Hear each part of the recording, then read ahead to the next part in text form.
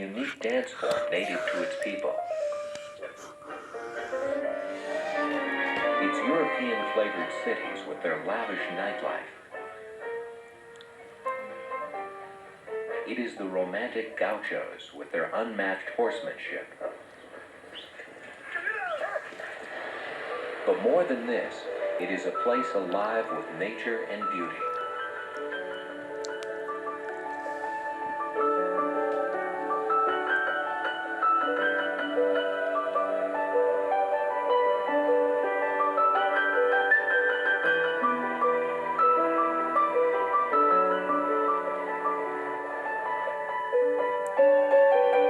International Video Network welcomes you on this video visit to Argentina, land of natural wonder. Argentina's 32 million inhabitants are a friendly people. The country was explored by early Spanish conquistadors who gave it its name, which means silver. Later waves of immigrants, many of them from Britain, Germany, and southern Italy, added ethnic spice. Today, there is a new influx of immigrants from its less rich neighbors of Paraguay and Bolivia.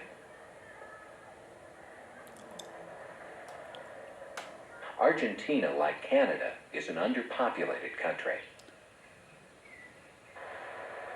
Argentina is so big that getting from place to place can be a major concern. The railroads are old but comfortable. Yet it is a country where travel is largely based on the airplane. In fact, the cheapest fare is often by air. Prior to World War II, Argentina was one of the world's 10 great industrial powers, and in Buenos Aires, there is evidence of this former glory. However, for the next 40 years, Argentina experienced an economic earthquake. The historical events of those years paraded through Plaza de Mayo, the political heart of Argentina, just as the color guard does today. In the past 50 years, this plaza has seen thousands gather in support of Juan Perón, then mourn the death of his revered wife, Evita.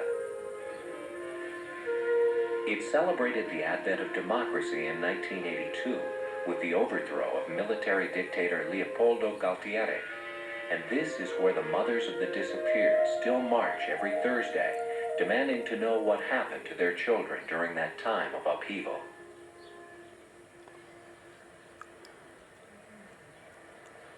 Geographically, Argentina is the 8th largest country in the world and the 2nd largest in South America.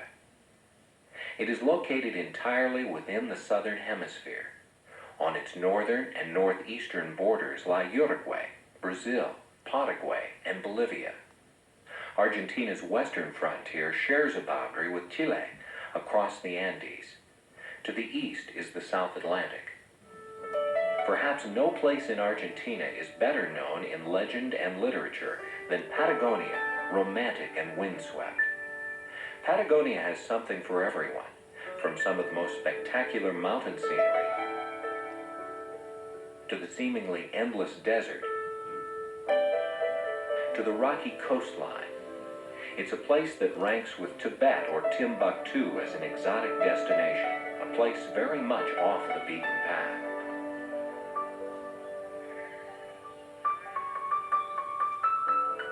Patagonia comprises about 1/3 of Argentina and is defined as the land south of the Rio Colorado, the Colorado River.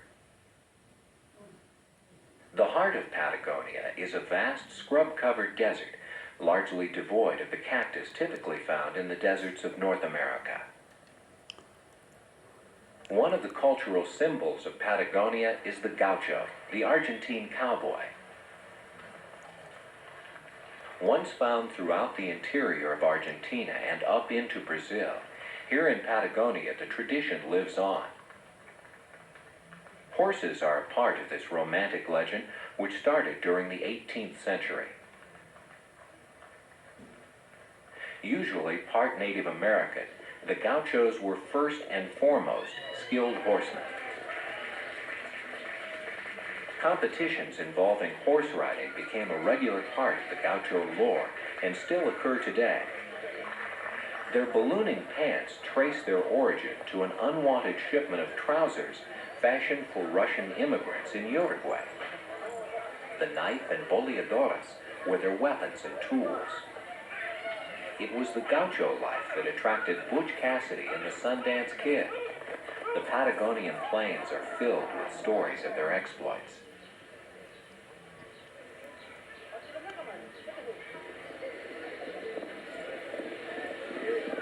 When the open range was parceled into individual estancias, or ranches, around the turn of the century, it signaled the end of a way of life for the gauchos. With the coming of the fences, the free-riding gaucho passed into the realm of myth.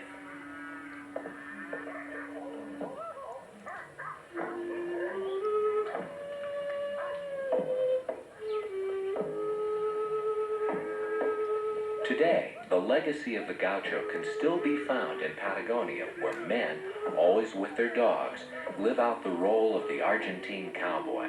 Only now they are working for a ranch, doing the chores of herding and branding. Still, if the fences dissolved away, it would not be hard to be transported back in time 150 years.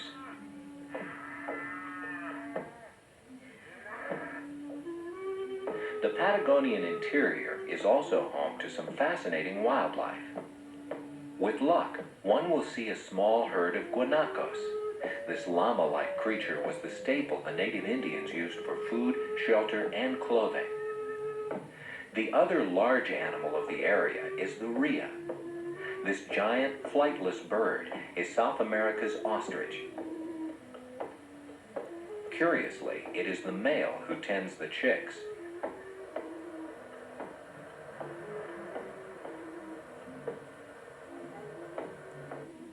But rheas are not the only bird to grace the Patagonian interior. At various small lakes and ponds is a collection of waterfowl to set any bird watcher's chest pounding.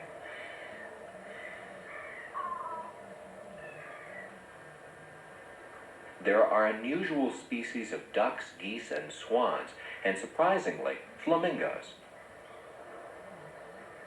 These majestic birds add a glorious splash of color to the landscape.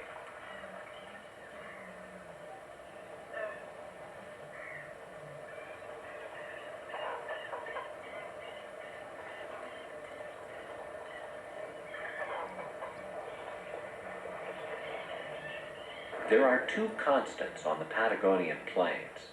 One is the wind, and the other is sheep. With less than 4% of the Argentine population living in Patagonia, it is not hard to understand the claim that there are more sheep than people in this desolate land. The ratio is roughly 250 sheep to each person.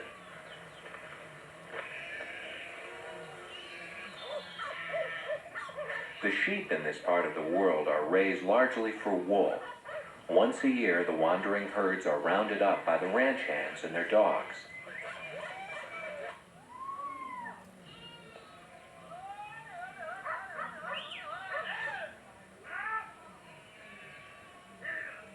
The sheep are driven to the estancias, the domain of the sheep barons. Each year, starting in the north, working crews called campana begin their trek south, shearing sheep from ranch to ranch. They are much like the custom wheat cutters in North America.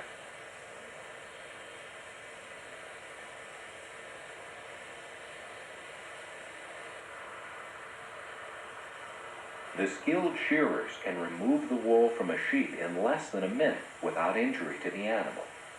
Pay is by the piece, so there is a premium on speed. Once removed, the fleece is graded by a member of the estancia family. The wool of Argentina is some of the finest in the world, although, like other economic areas, the wool industry has deteriorated in recent years.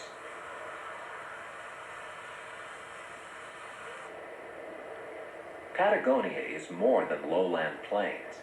Its Atlantic coast provides habitat and sanctuary to some of the finest collections of sea mammals and birds in the world. And the coastal jewel is the Valdez Peninsula.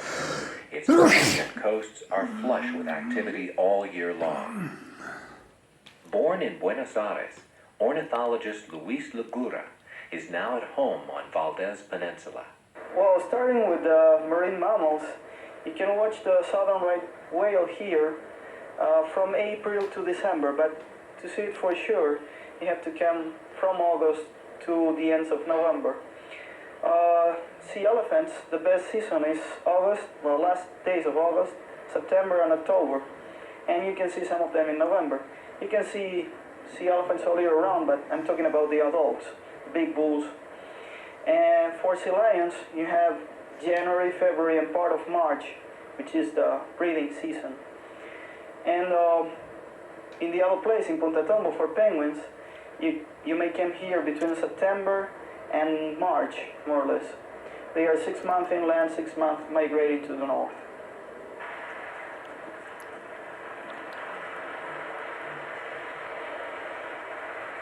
The penguin colony at Puerto Tombo is certainly one of the greatest animal experiences on the planet.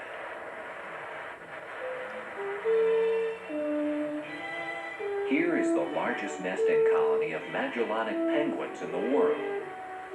Every day, each bird walks up to a half-mile from its nest to the sea, where it will hunt for food.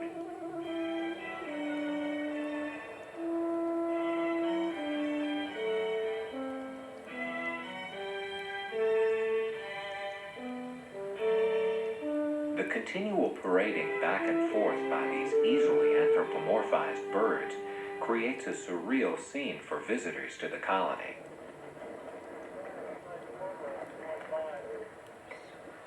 A pair typically hatches 2 eggs, although only 1 chick usually survives to adulthood. The parents share rearing duty and regurgitate food for their fuzzy nestlings.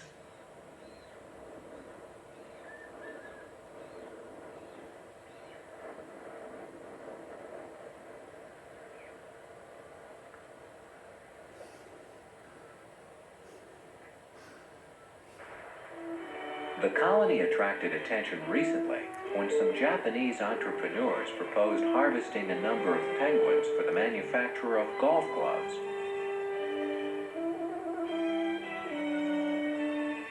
Fortunately, research has shown that these strange birds would not do well under such cropping, as they are slow to reproduce.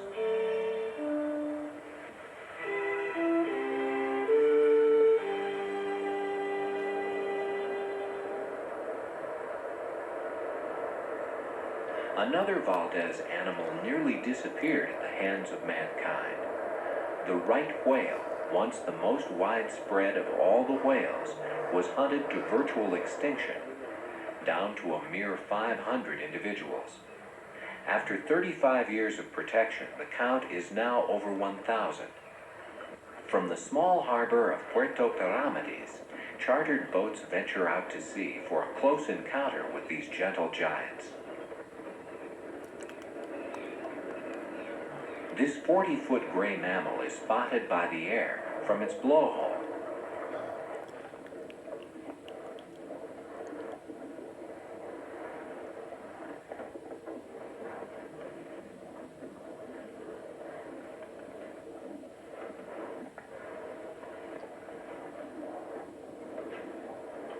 This whale seems as interested in the boat occupants as they are in it.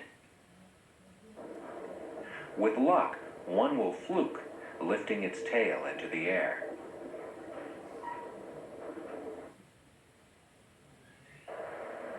The other rarity found on Valdez Peninsula is the only continental colony of southern sea elephants. These robust pinnipeds breed in the southern hemisphere during the springtime. Often, young bulls can be seen sparring in the shallow water. On the beach, the more placid females rest in the sun. Staking her territory is accomplished by the mere flipping of rocks onto her back. Sea elephants have been known to dive up to 2 miles deep in search of one of their favorite foods, the giant squid. Other sea mammals populate Valdez, including the southern sea lion. There are also visits from killer whales and smaller dolphins. Some say Patagonia has the most spectacular scenery in the world, including the Patagonian Andes. In fact, the border between Chile and Argentina runs right through these mountains. Sometimes opposite sides of the same peak belong to two different countries. Near the small tourist town of Calafate is Glacier National Park.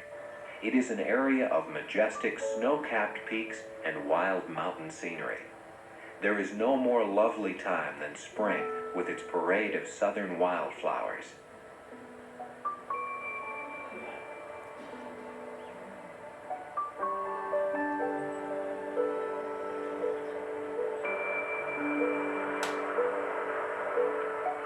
Overhead, the famous Andean condor glides silently by. At the higher elevations, occasional icebergs in this turquoise blue lake portend of greater things to come. Then, the first glimpse of the massive Puerto Moreno Glacier. This is a continental ice mass, the only growing glacier in the world. It is a body of super frozen ice that covers thousands of square miles. From the air, it is a textbook example of an ice sheet, with its characteristic dark rubble down the center. It is at the base of the glacier where one gets a sense of what early man must have felt during the last ice age.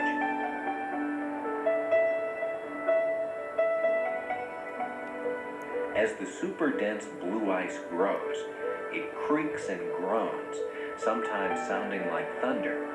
Eventually, the ice sheet cantilevers into Lake Argentina.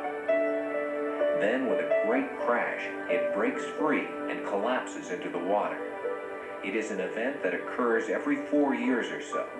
Very few have been lucky enough to witness it. North of the glacier is an area of mysterious cave paintings.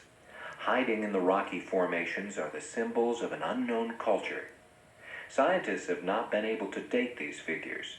They may be post-Columbian, or they could go back thousands of years before the time of Christ. This area of beauty and mystery is known as the Southern Patagonia Lake District. Further to the north in the Andes are the resort towns of San Martin and Bariloche in the heart of Patagonia's northern lake district. The cities themselves are storybook in appearance. It all has the feeling of the Alps, which is not really surprising since the area was settled by people of Swiss and German descent. The chocolate shops of Bariloche offer some of the finest chocolates and jams in the world. Argentines are always bringing specialties home from their vacations. In San Martin, it is the coffee shops where Argentines practice their favorite pastimes of talking and eating. Outside the town, there are ample hotels and restaurants for those who want a more pristine experience. And there is more scenic beauty. Mountains and lakes coalesce to produce a visual feast.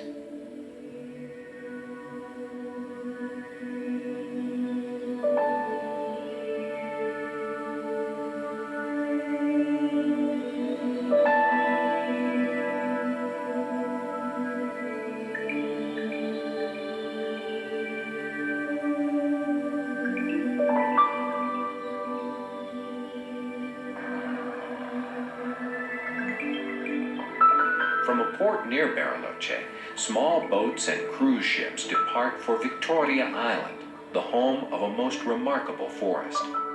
The Argentinus forest with its spectacular cinnamon-colored trees. Being in the forest is like exploring the magic kingdom of a venerable wizard. The trees are in reality overgrown shrubs.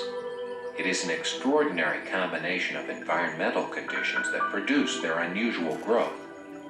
If there is a strange familiarity, it's because the trees were the inspiration for the forest in the Disney movie Bambi.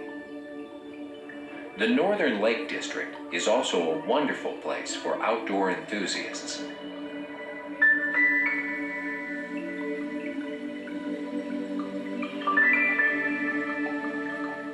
Marcos Hiquete has played a key role in developing this area.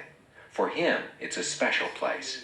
There's a lot of things you can do in this place, and there's no people around, so you have all the space for you, and that's an important thing, I think, for people who used to live in big cities, and you have enormous possibilities here. Bariloche is a place where you can catch fish, trouts, you can ski. The Switzerland of South America is developing a booming ski business. The peak snow season is from June to October, giving ski buffs from the Northern Hemisphere a chance to practice their sport year-round. In 1985, Argentina started hosting World Cup events, and resorts like this one at Mount Chapelco are equal to any in the world. After a day on the slopes, many stop by Karen's Tea House, which is open from 4 till 8 every day. And the cakes I serve and all the things I serve are mainly European. It's experience what the people like. It's a family business, which now I do with my children. Karen opened her doors in 1982, and her business has been growing ever since. And now, in summertime, there's no cake left in the evening. Generally, the Andes travel in a north-south direction, but there is a place where they go east and west, and that place is also part of Patagonia. It is Tierra del Fuego, Fireland, at the southernmost tip of South America. Tierra del Fuego is indeed a remote and mysterious land, a land isolated and wild. The archipelago falls well within the northern subarctic latitudes. The climate is cool, like a perpetual early spring. On the southern side of the Andes is a subarctic rainforest. There are only 6 species of trees, 4 evergreens, and 2 deciduous, including the dominant lenga. A large part of the rainforest is preserved as a national park. Here the trees are draped with Spanish moss. This parasitic mistletoe seemingly bursts from the larger trees. There is a romantic beauty in this world. As in most Arctic environments, animal life in Tierra del Fuego is abundant but not varied. There are large flocks of birds, including the spectacular kelp geese. There are also buff-necked ibis,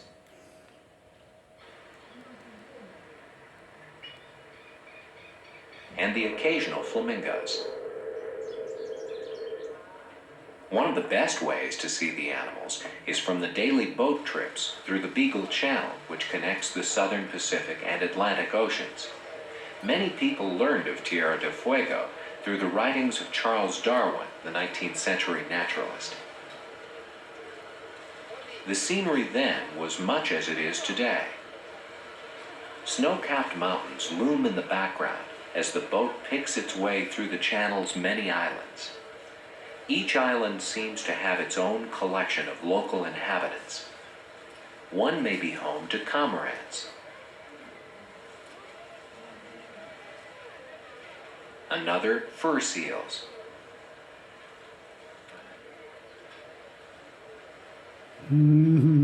still another sea lions. There is even a small colony of penguins. Just as the land plants are abundant, there is a richness of sea plants and kelp. Along the shore is Harborton, the oldest estancia on the island. The ranch has been in the Bridges family for generations. They helped popularize the island through early adventure writings. The estancias in Patagonia are like small cities with shops and living quarters.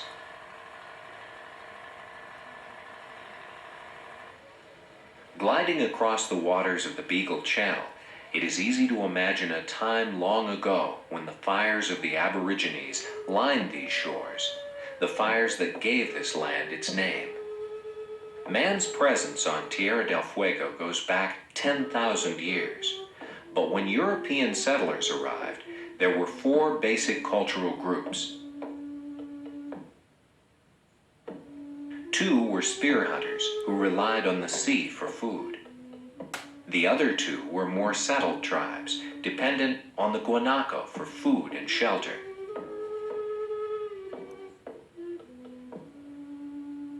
These Indians were legendary for their physiological ability to withstand cold.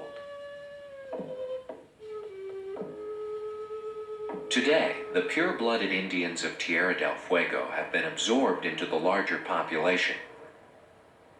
But in places like Ushuaia, many people of mixed blood can still be found. Ushuaia has the distinction of being the southernmost city in the world. With a population of around 30,000, it is more active than its small numbers would lead one to expect. Ships from all over the world bring the latest in furs, perfume, clothes, and electronic gadgetry for the bargain hunter.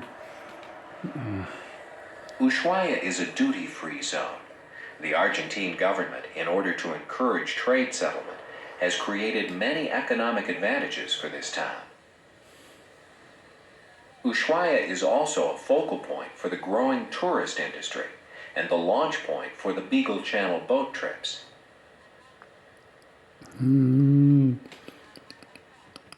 Not all the wonders in Argentina are natural. Mendoza in west central Argentina is a man-made wonder in the desert. This city of nearly 1 million inhabitants is one of the oldest in Argentina. The lush greenery is a result of a massive irrigation network which disperses meltwaters from the Andes throughout the district. The city and surrounding area were settled by Italians and French. Everywhere along Mendoza's pedestrian malls are the lively arts of animated conversation and ice cream eating.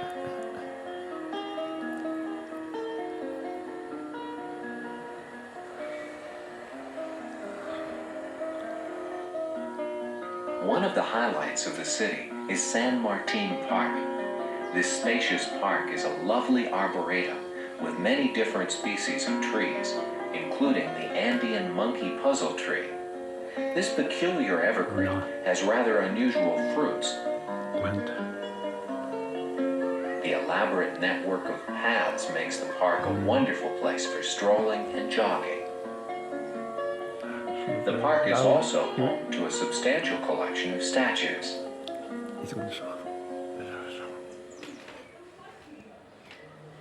Overlooking all the others is the monument to General San Martin on the top of Glory Hill.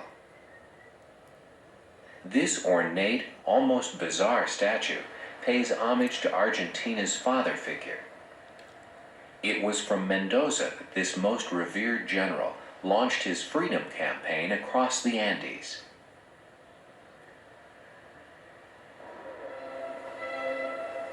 But what Mendoza is really known for is wine. Argentina is the 5th largest wine producer in the world, and 90% of it comes from the Mendoza area. Argentine wines are based on European stock.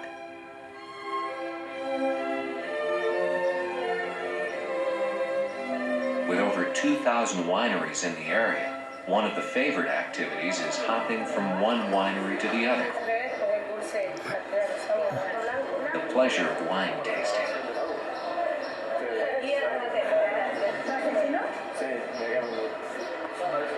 Mendoza is also the point of departure for expeditions to Aconcagua, the tallest mountain in the Western Hemisphere. The 22,839-foot peak is continually blanketed with snow. It is not a difficult technical climb. Still, attaining the summit requires extraordinary stamina. Each summer, many climbers begin their assault on the north face. This is a French team who is joined by Coloradan Pete Gallagher. I'm psyched. I can't wait. For me, this is a bonus on this trip. I've already done my expedition in Patagonia, and if I get a chance to climb Aconcagua, that's icing on the cake for me. So, I'm gonna go up there and have a good time and hopefully get to the summit. And I'm just ready to go. On the other side of the country, Argentines engage in another kind of summer activity. For this is Argentina's Gold Coast, its Riviera. Argentina's prime coastal beaches extend from San Clemente to Pinamar to Mar del Plata. Mar del Plata, the pearl of the Atlantic. With 500,000 residents, it is a focal point for Argentina's high fashion and social elite. Originally spurred by the second largest casino in the world and accelerated by construction of a highway which makes it less than 4 hours' drive from Buenos Aires, Mar del Plata now hosts 2 million summer visitors. They come to soak up the sun and play on the sandy beaches.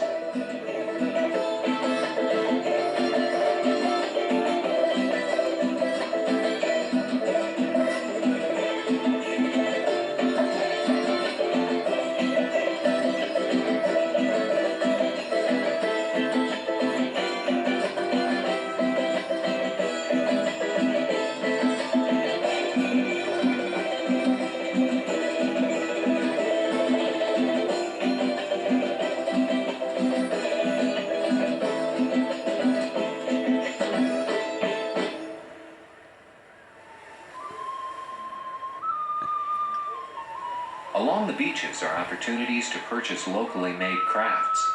Argentines seem to love a market and a good bargain.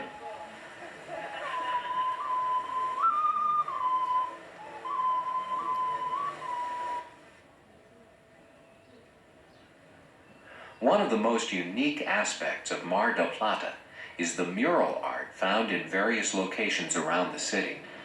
These rather stylized renderings portray another, almost contradictory aspect of Mar del Plata. Amongst all the gala and glitter is Argentina's largest fishing port. The orange and red fleet, with more than 200 ships, is one of the most picturesque in the world. About 85% of Argentina's capture derives from this port. The main catches are sole, tuna, and cod. About 30% of the fish and seafood is frozen for export. Another facet of the port is the sea lions that can be seen playing between the ships. There is a small friendly colony on the other side of the harbor. The local residents created an artificial rock for them to rest and posture on.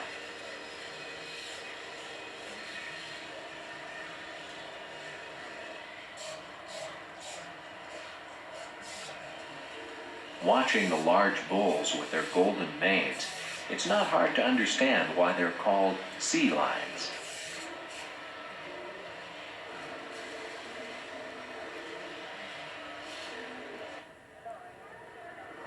Outside the city is the damp Pampa. The Pampa is the breadbasket of Argentina and the source of much of its wealth. There is little of the original Pampa left, but not far from Mar del Plata is the ranch that was the source of inspiration for one of the masterpieces of Argentine literature, the two-part epic poem El Gaucho, a glorious portrait of the gaucho's way of life. On the grounds, one can see the nest of Argentina's national bird and the national flower. Near the estancia buildings is a small nature preserve.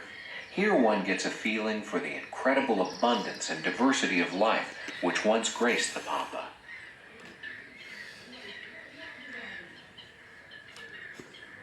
There are black-necked swans and egrets, also a flock of rare ibis.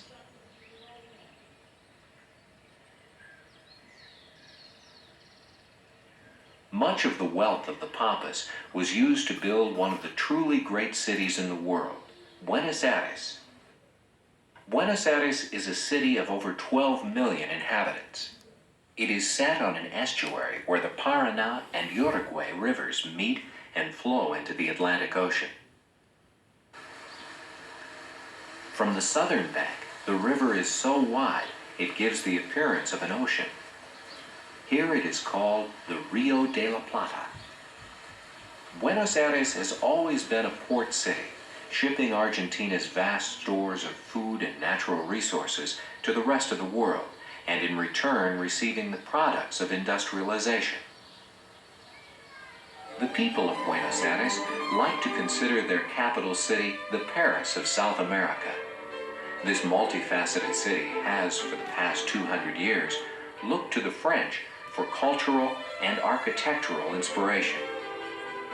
Nevertheless, like all great cities, this 400-year-old jewel of human achievement has its own character. With over 1/3 of the Argentine population, no other city dominates a country's culture as Buenos Aires does Argentina's.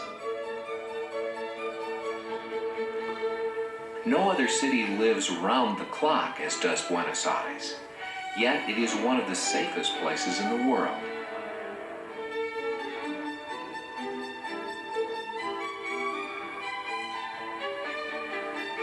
Still, Buenos Aires has suffered along with the rest of Argentina during the years of political turmoil. Only now is it reawakening, ready to share its unique charm with the rest of the world. Buenos Aires is a city of districts or neighborhoods. The heart of the city is an area known simply as downtown or city center, and the heart of downtown is Plaza de Mayo. This open square is surrounded by the major buildings of Argentina. It is also the heart of the country and its people. The plaza takes its name from the fact that it was during the month of May in 1810 that Argentina broke free from the grip of Spain. The most striking structure of the plaza is Casa Rosada, the Pink House. It houses the executive branch of government. There are many other important government buildings and the tomb of General San Martin. From the plaza, it is possible to look down Corrientes Avenue and see the obelisk. It was built in 1936 to commemorate the 400th anniversary of the city's founding. The obelisk sits in the middle of 9th of July Avenue, an avenue which is 460 feet from sidewalk to sidewalk. Closed to motor vehicles, Florida Avenue is the major shopping promenade in Buenos Aires. Bustling with people 24 hours a day, this is where the chic find the latest fashions in the numerous boutiques. Many of the prominent businesses in Argentina are also located here. If the city center has glitter, La Boca district has heart. This working-class neighborhood along the docks is where Buenos Aires began. The barrio is famous for its brightly painted low-level homes. The area sprang to life in the mid-19th century with a surge of immigrants from southern Italy. With them came the tradition of bright bohemian colors. One man enriched that tradition more than any other. He was Quinquela Martin, and he dedicated his life to capturing the spirit of La Boca. Popular legend says that Martin inspired the residents of the district to take pride in their neighborhoods by choosing even wilder colors for their homes. Eventually, he took over an alleyway and turned it into a showcase of La Boca spirit. Today, it is an open-air market dedicated to promoting local artists.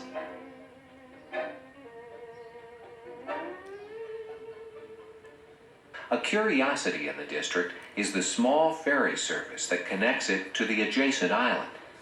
It is said that Aristotle Onassis started his fortune here by offering the first such ferry trips. Between La Boca and the city center is San Telmo, another of the old southern barrios and the heart of the Tango district.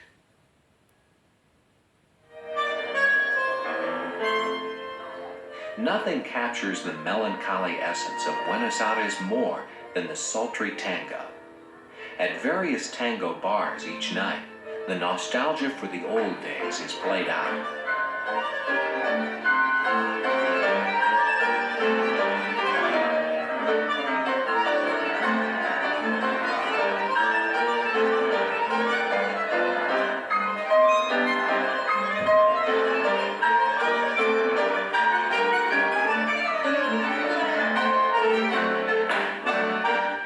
Today, there is a tango revival taking place.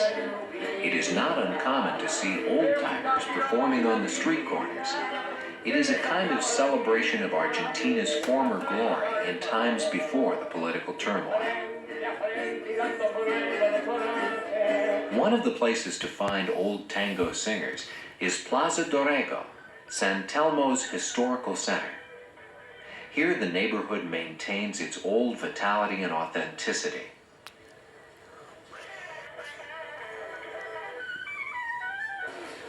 It is also the site of the fascinating Sunday flea market. Open-air markets are a regular part of Buenos Aires life. There are always at least 20 in progress at any one time. Each market is regulated as to the kind of items that may be sold. This one has a heavy dose of antiques. A new section of Buenos Aires was defined as residents push north of the city center to form the districts of Palermo Park and Recoleta. Recoleta is the in place today. It is the place to see and be seen. The landmark here is Ramon Carcano Plaza with its giant rubber trees. The plaza has its own beautiful statues and, of course, a market.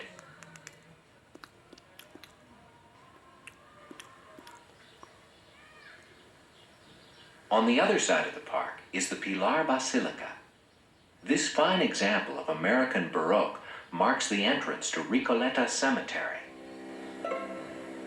The cemetery resembles a miniature city with a multitude of architectural styles represented. It houses some of the most extraordinary collections of tombs and statues in the world.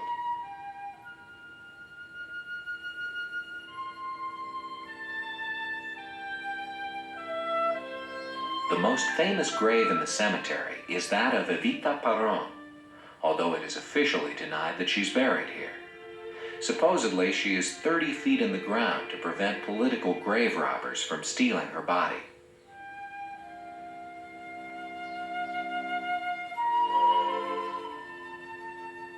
Greater Buenos Aires is a sprawling metropolis. One of the more fascinating suburbs is Tigre. From here, people take boat cabs to their summer homes on the river's many islands. This is also where the Nazi war criminal Adolf Eichmann was captured. The island cottages reveal a part of the old opulence that still remains in Buenos Aires. As speedboats race by, it is easy to forget the economic woes of the country.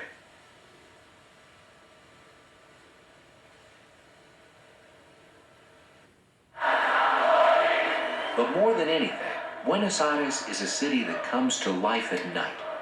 It might be a rock concert on 9th of July Avenue, or coffee and food at 3 in the morning, or a walk down Corrientes Avenue. One thing is certain, the city will be as alive at 5 in the morning as it is at noon.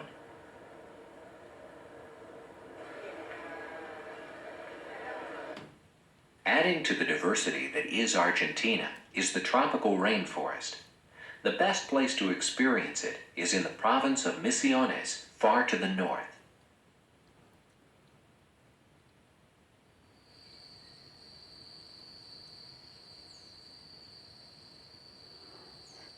The Amazonian jungle is perhaps the most spectacular ecosystem left on the planet. The incredible diversity of life here is well documented. Being in the jungle, surrounded by the lush vegetation and enveloped in a blanket of exotic sounds, is like no other experience. With a little luck, one will be rewarded by the sighting of a giant butterfly or a pair of toucans returning to their nest at dusk.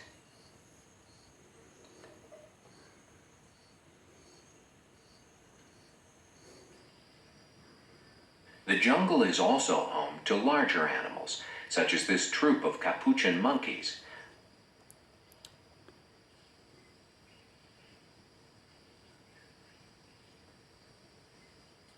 Like many other New World monkeys, they have a prehensile tail, which is used like an extra foot.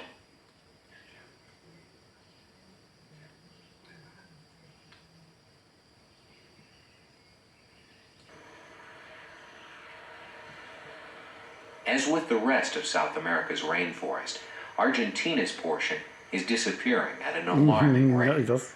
Here, hundreds of square miles have been cleared to contain the backed-up waters for this new power dam.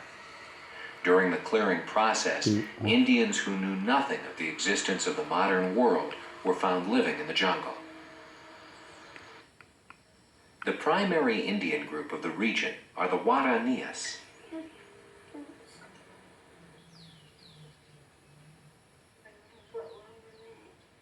This family augments their subsistence farming by producing baskets and carvings for tourists. The government hopes that increased tourism will provide an economic base for preserving much of the remaining rainforest. Already in Misiones province, an infrastructure of hotels and services is springing up to accommodate the growing natural history tour business. Near Posadas, the capital of Misiones, are the jungle ruins of the Jesuit missions. Built of red sandstone in the early 17th century, these ancient structures were home to around 5,000 Guarani Indians and priests.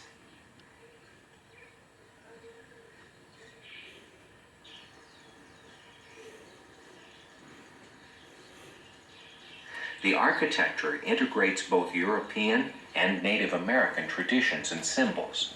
For example, some of the gateway imagery shows Christian angels with Indian features.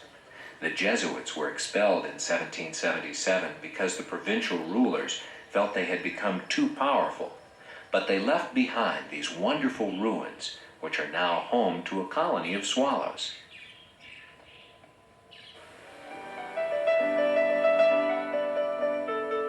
The highlight of Misiones province is Iguazu Falls, one of the great natural wonders of the world. It is really a network of falls covering many acres. The waters derive from the juncture of the Paraná and Iguazu rivers. There are many ways to see the falls. Perhaps the most spectacular is to hike out across the river to an area called Devil's Throat. Here the water plunges 240 feet. Another way to see the falls is from the International Hotel in the heart of Iguazu National Park. Fortunately, there are plans to extend the scope of the protected lands in the area. Viewing the falls from below provides a whole new perspective. There are even boat trips for the more adventurous, which draw quite close to the turbulent water.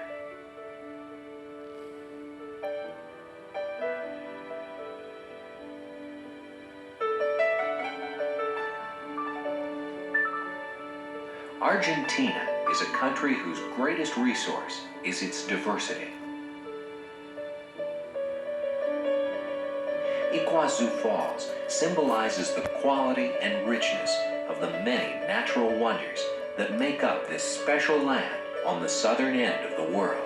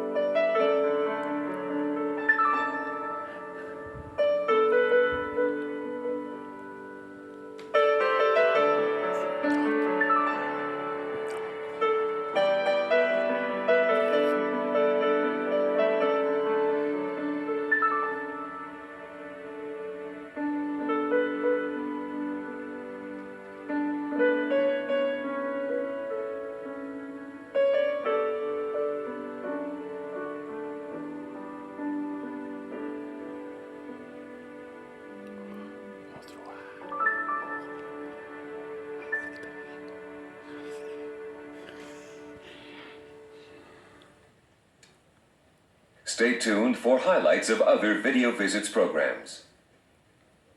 Network brings you the greatest adventures in video entertainment. Award-winning documentaries from Reader's Digest, exploring the masterworks of man and nature. Travel planning videos from Photours, revealing looks at the people, places, and cultures of the world. Rand McNally Video Expeditions, taking you to some of the most remote and dangerous places on Earth. Rand McNally Video Travelers, whirlwind tours you can enjoy from the comfort of your living room. Super Cities, celebrating the best-loved cities of the world. And Video Visits, whisking you away to exotic, romantic, and popular destinations. International Video Network. Great adventures in video. See your local video retailer or call International Video Network at 1-800-669-4486, extension 850 for your free catalog, featuring more than 250 travel, documentary, and special interest videos.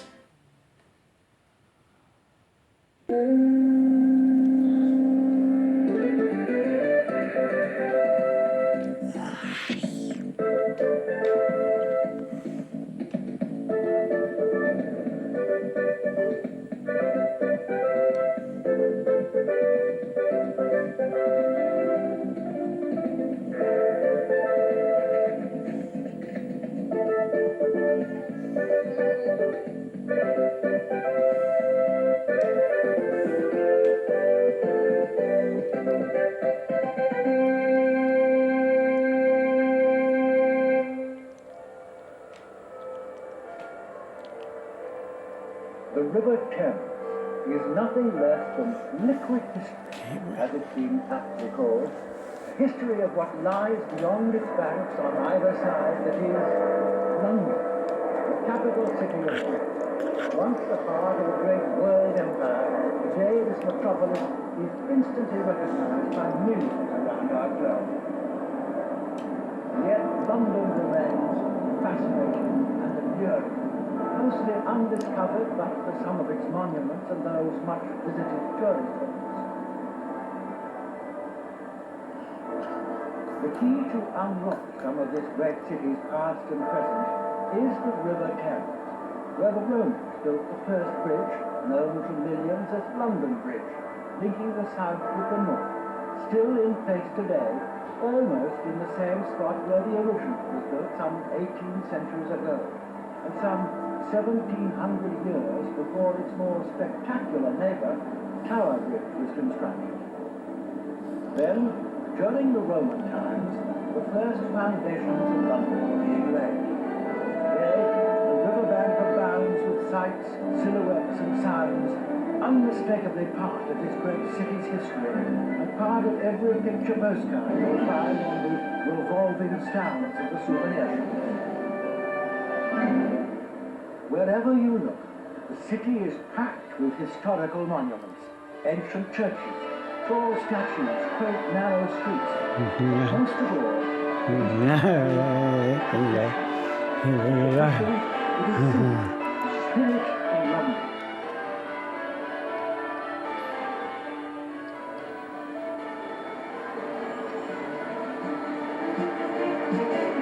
Trafalgar Square, named after the most famous naval battle in English history, offers perhaps one of the most relaxed and informal introductions to first-time visitors. Strategically located at the very heart of the West End, originally the most bustling street of the city of London, today the commercial and entertainment center of the town.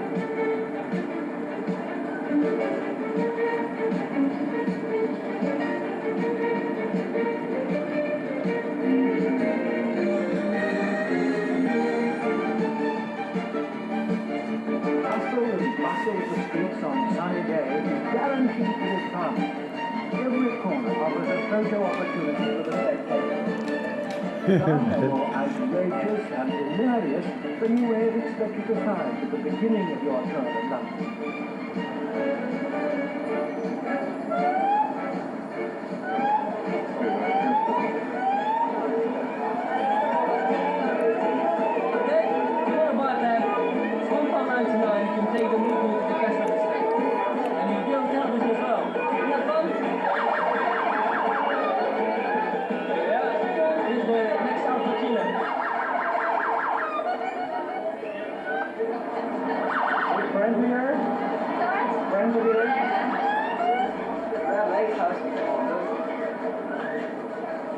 less than a short stroll away is one of London's most popular shopping areas for visitors and locals alike.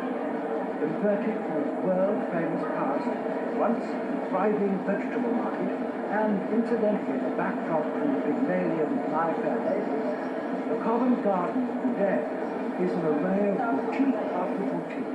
Surely even Eliza Doolittle would have enjoyed browsing there.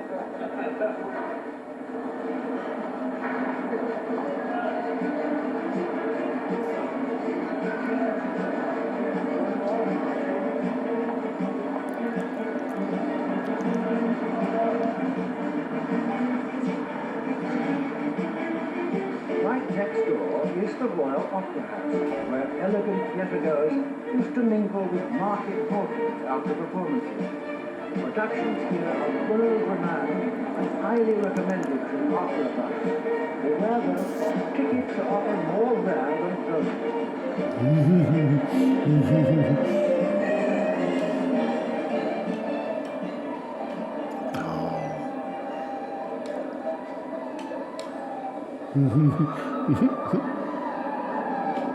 Some say the performances on the stage-like square outdoors often get a better reception from onlookers than the real thing. Perhaps because it's free.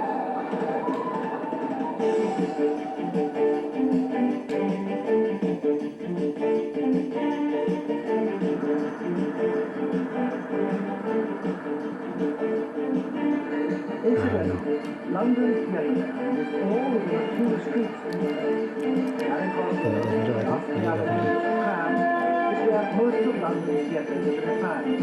Yes, London too has its own half-price theatre ticket booth right here in Leicester Square. Most shows are bookable here, though you may need to queue for one.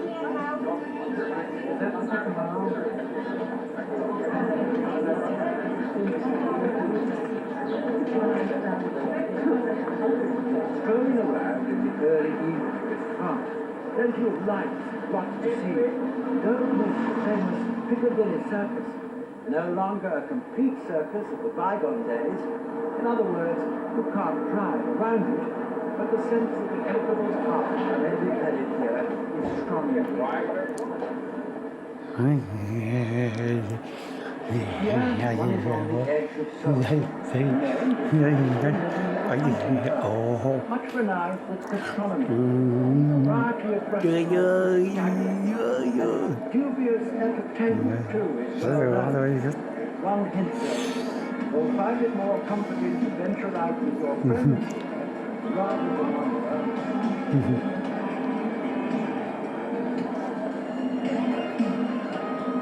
On balmy summer evenings, there's no leisure. People from the land and nations were supervised by the customers with amusement all day. Fast food eating places, those yearning sex shops ready for calling naive customers to their doors.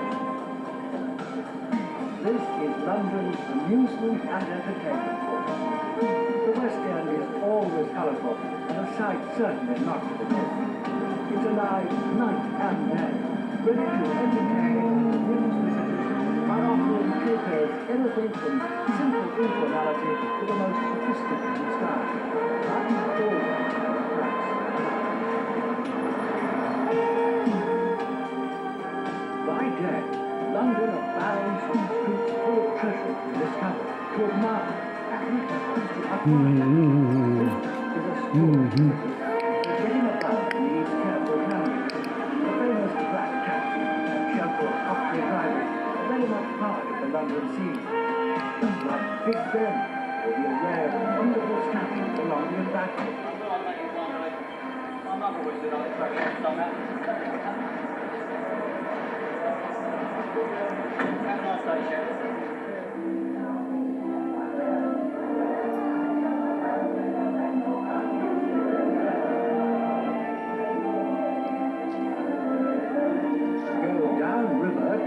Village, however, you'll find something rare and unusual, something charmingly old-fashioned that belongs more to the past, yet is very much alive today, especially different.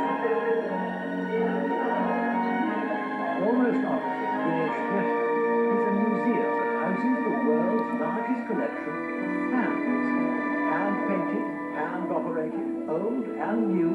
simple in design or elaborately made fans. This little oasis of heritage and culture. Fans bequeathed to this collection from the world over, lovingly assembled by a certain Mrs. Alexander, worth much of visit something.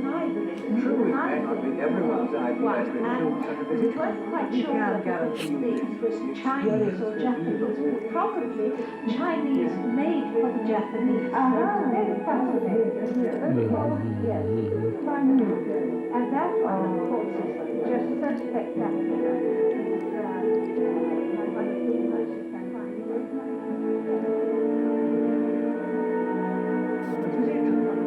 It's all about unearthing traditions, not least around the many lakes and gardens dotted around the capital, where watching the world go by on a late summer's afternoon will tell you more about the way of life than weeks of wandering round the orthodox tourist sites in town.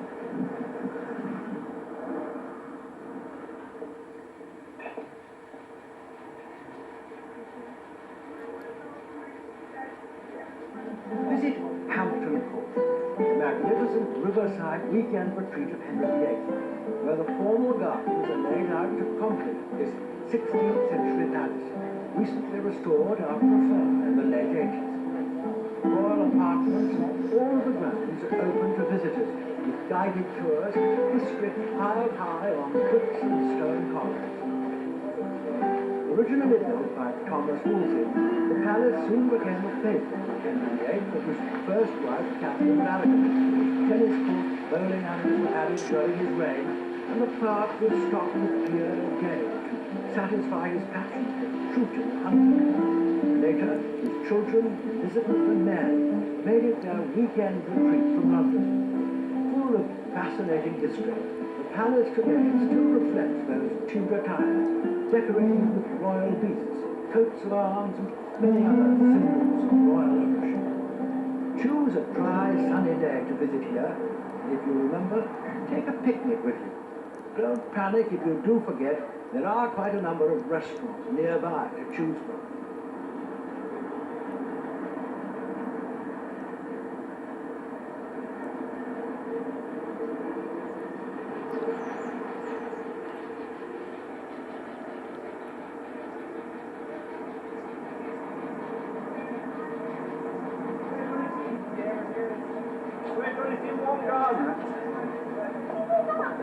Yeah. There you go. They're in there.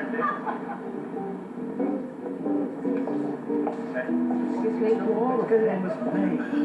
Numbers will surely keep you puzzled for some time, and certainly keep you walking for quite a while, looking for the exit. Hampton Court is about an hour's leisurely drive from the centre of town, but we recommend getting there by way of a river trip, somewhere like Westminster Pier. Allow a full day for this action.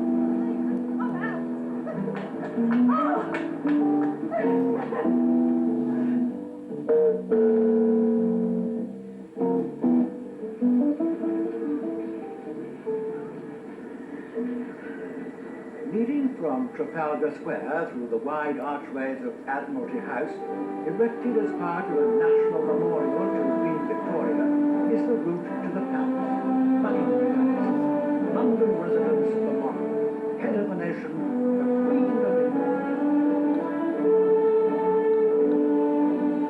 The end of the mile is the great memorial to Queen Victoria, one of the legendary monarchs of recent history, whose husband, Prince Albert, is remembered as the tragically short-lived consort. Today, the Albert Memorial and the Albert Hall at Kensington Gardens are perhaps the best-known monuments to remember.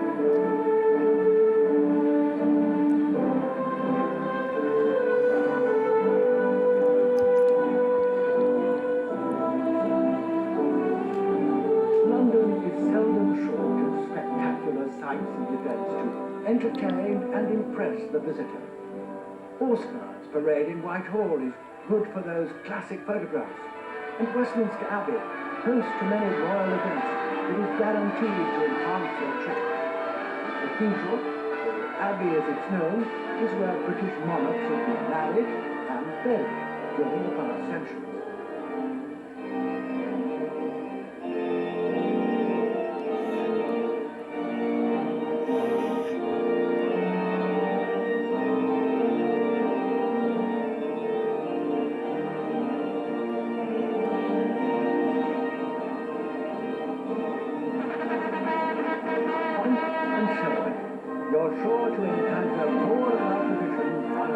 London, this time in the living flesh. The sun is shining, the crowds line the streets tending, and nationwide celebrates royal carriages roll by the light of London.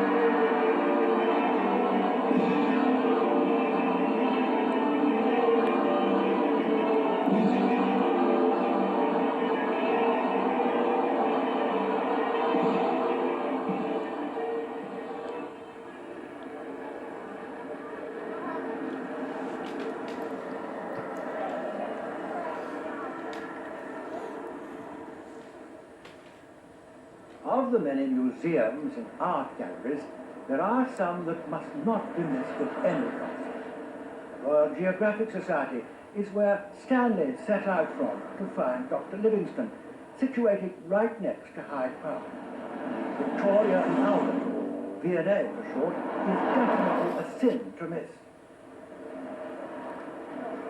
Even Victoria Station is like a living museum. This world-renowned station has seen history unfold when the earliest of steam engines pulled their load of Victorian carriages into central London from the shires around London. The station is also handy for the present day visitor too, because there's a conveniently located information centre that will provide details about forthcoming events, find hotel accommodation, even let you have reduced rate travel facilities especially designed for the busy tourist. Still a relatively inexpensive way to get around London is with a cabby in a black chassis. There isn't a street corner these cabbies couldn't get you to. You can hail them down on the streets too. In London, though, one is never far from the river. And nowadays, the river buses can get their passengers to places like the Houses of Parliament, the South Bank, the Tower, and Docklands. It's a great way of avoiding rush hour traffic, which can paralyze movement on the London streets early mornings and late afternoons.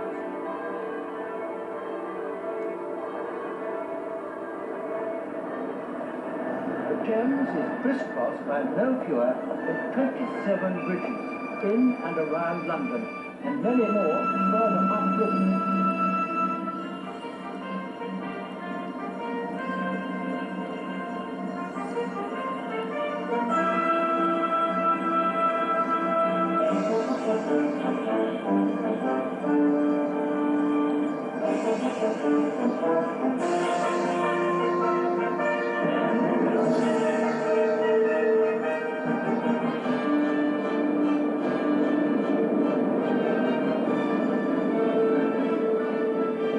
Upriver, 2 miles, and discovered the light the Thames sails with fans. Evening view from Richmond Hill affords some memorable moments for being amateur photographer, and the pictures will tell their own story.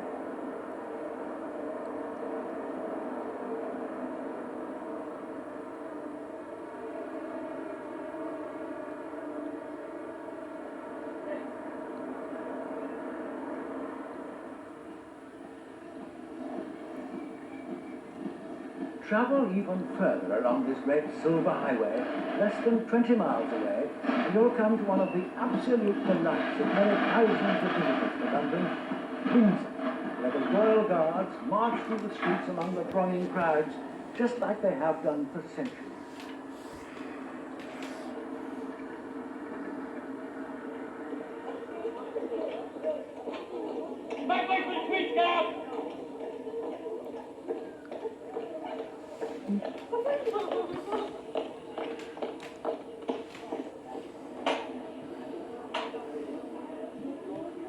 Narrow cobbled streets flank the castle walls, filled with cosy tea houses and small Tudor buildings, packed with souvenir and gift shops.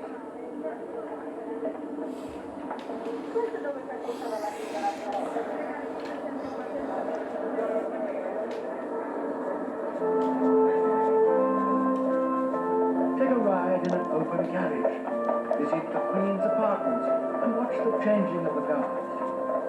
Getting to Windsor by riverboat from London will take a couple of hours, but on a warm, sunny day, there's no better way than that. There are regular bus services for your homeward trip, or the rail service is fast. It runs from the very centre of town. spectacles around the castle walls are well worth the trip.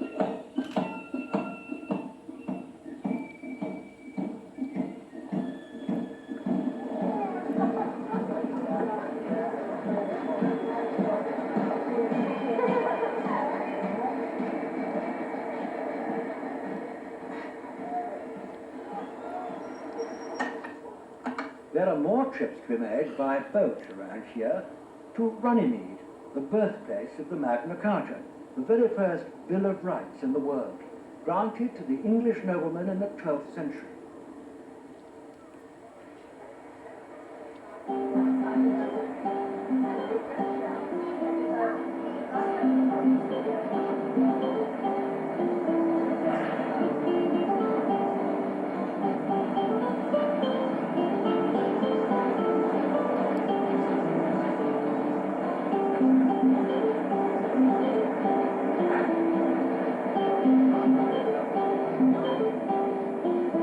Take a picnic with you, and if you dare, do some punting, though this is not quite the place for it. Don't forget the changeable English weather. A warm jumper or jacket will always be advisable even on summer days when the evening air on the river tends to get quite cool.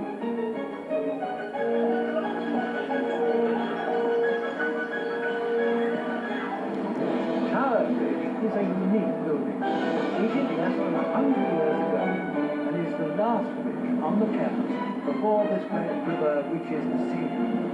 The middle section opens up like a giant claw. 2 or 3 times a day, collect ships small and large in and out of the London. The area is just beyond. Not far from here, on the north side of the river, is the monument, where the first city of London, established in Roman times, came to an end with a fire that started in 1666. This monument commemorates the fire that burned here for 4 days and nights between September the 2nd and 6th, destroying nearly 400 acres of houses, shops, markets, and left over 200,000 people homeless. The first time visitors to London should try one of these open-top double-decker sightseeing tours. They get you everywhere. There are no roads to stop London. Still, please to get a good, albeit fleeting view of this city of ours. You can always go back and explore at your leisure the sights that attract you. These tours start at fairly central locations, like Victoria and other central points. Most Londoners enjoy their pint of beer or glass of wine, even at lunchtime. These floating bars are recommended if you like to be one of the crowd.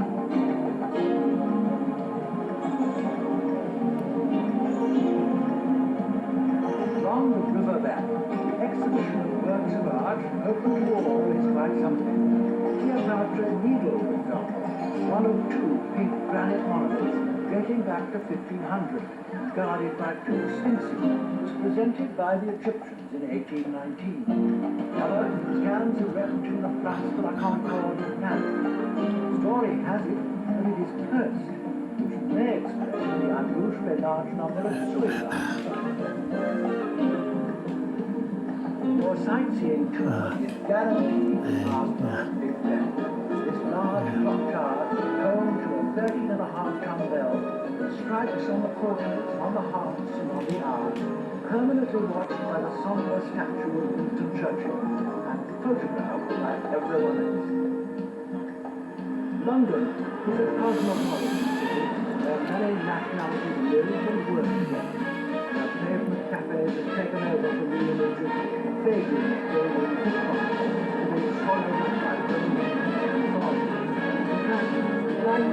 very much used European style, made in memory.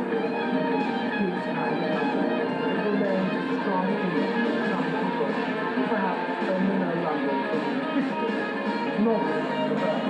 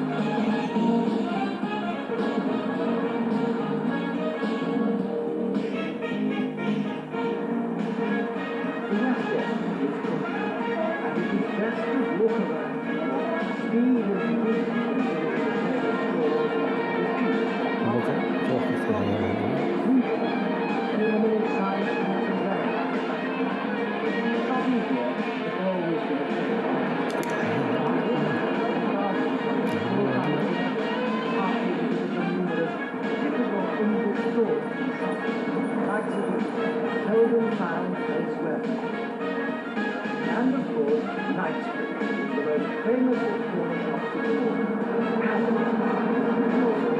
English gentlemen, even royalty. Today, though not quite the same institution, it still attracts the curious and the serious alike, its luxurious, chilling and exclusive departments, where it was once reputed the customer could buy anything he desired, even a pink elephant with ribbons, if money was no object.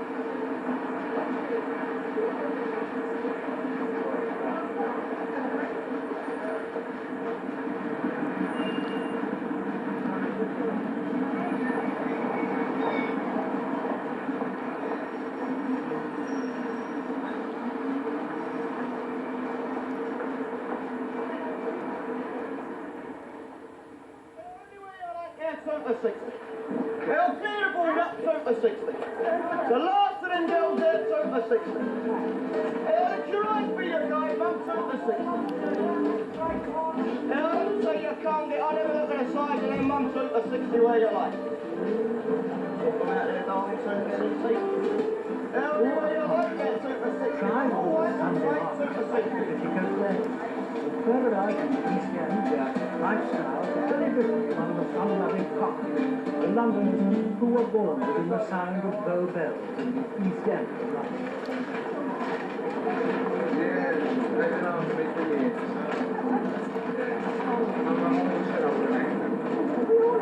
That's right. Lovely. All right. Is there a city in the world without a Chinatown? Possibly. Here in London Soho, around Gerrard Street, one could be in China for all we know, full of colourful market stalls and excellent restaurants. London's Chinatown is not finished.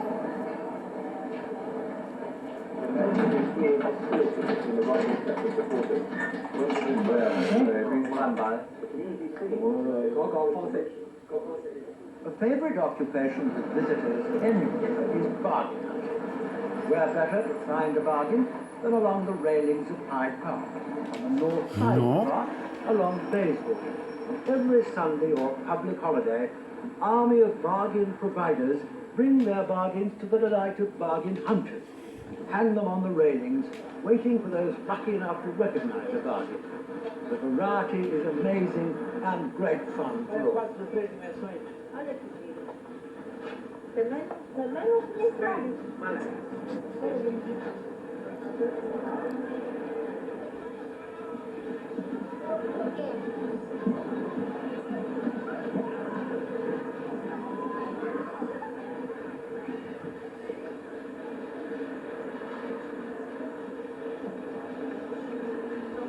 Beyond the railings is Hyde Park with the Serpentine, the artificial lake, where summer day sees more boats afloat than the English Channel did during D-Day.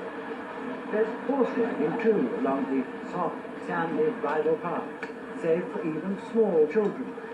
You can take lessons from one of a number of riding schools nearby.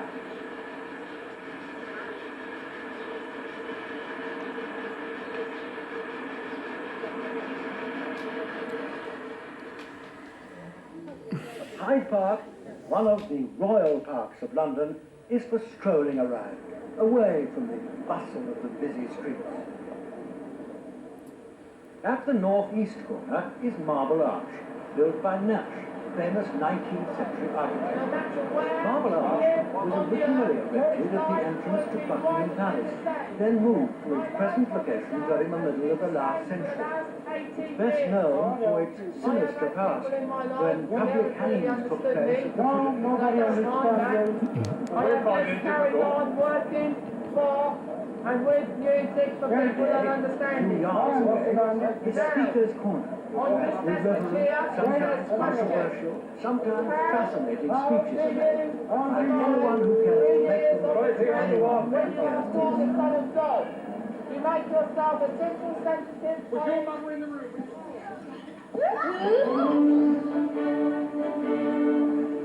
Many visitors arrive in our capital city with children, or with the intention of doing something different. We can recommend one or two ideas which in our view will enhance your sojourn in London. One such idea is a Sunday outing to a converted stately home, where traditional English heritage events take place. Golfing, jousting, archery contests, and the enactment of full-scale battles. English have been involved in a history with years of conflict with European neighbors.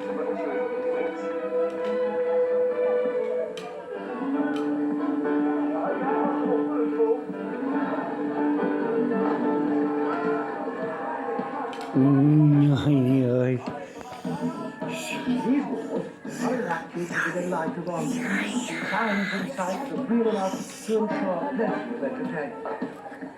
Take a picnic, join the many guests in restaurant tents where simple but wholesome lunches and teas are served at reasonable prices.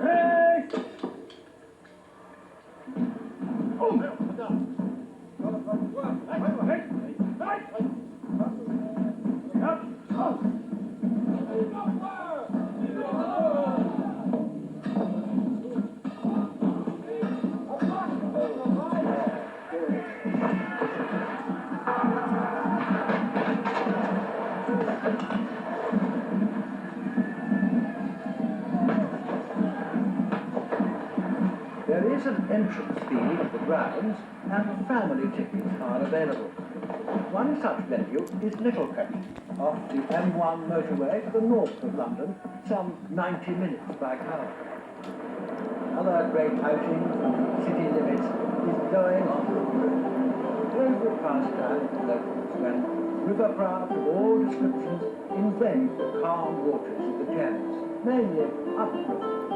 There are sightseeing excursions, lunch cruises, formal dinner cruises, and disco cruises to as far away as Henley-on-Thames and beyond.